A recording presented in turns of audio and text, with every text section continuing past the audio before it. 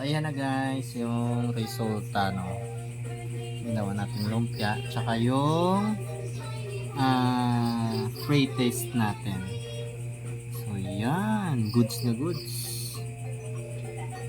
Gagawa tayo ng lumpiang gulay. So, yung mga ingredients natin, isang patatas na buo, carrots, singkamas, tapos yung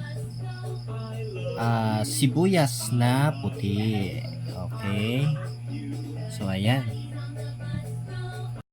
Alright, so binalata natin yung mga gulay, sangkap, no? Tapos kinayod upang mahalo natin ng maayos. So ayan, fast forward lang natin, no? Para mabilis. So ayan na guys, yung kinayod na gulay, tsaka yung ibang ingredients natin, no?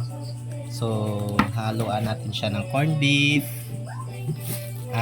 asin, pampalasa, tsaka oyster sauce, tapos may garlic powder tayo, tapos ang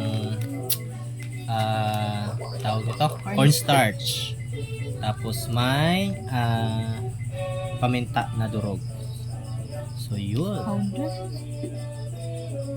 So ayan, minikos-mekos na natin, pinaghalo-halo na natin yung mga ibang sangkap, no? Yung corned beef, yung pampalasa, yung oyster sauce, tapos yung paminta, yung garlic powder, tsaka yung asin, no? So ayan, pinaghalo-halo natin para ma-mix lahat ng mga ingredients. Guys, babalutin na lang natin ng lumpia wrapper.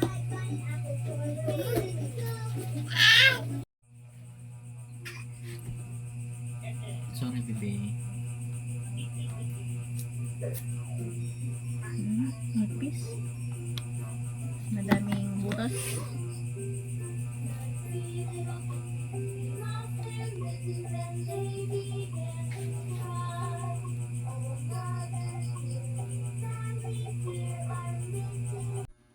Binalot na natin, no, ng lumpia wrapper yung ginawa nating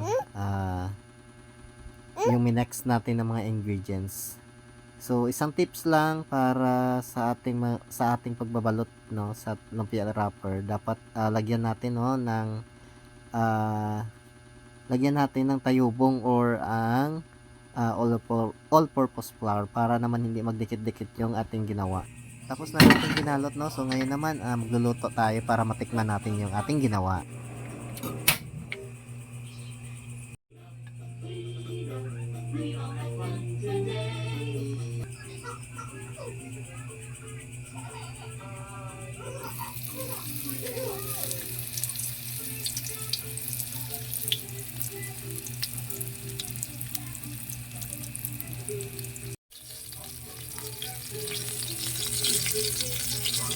Nalaksan na itong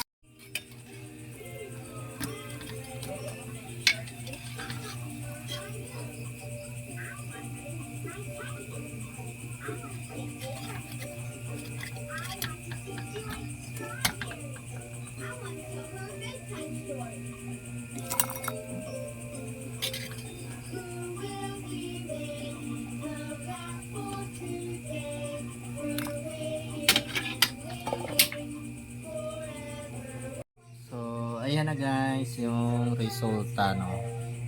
Ginawa natin lumpia, tsaka yung free taste natin. So yan, goods na goods. Thank you for watching.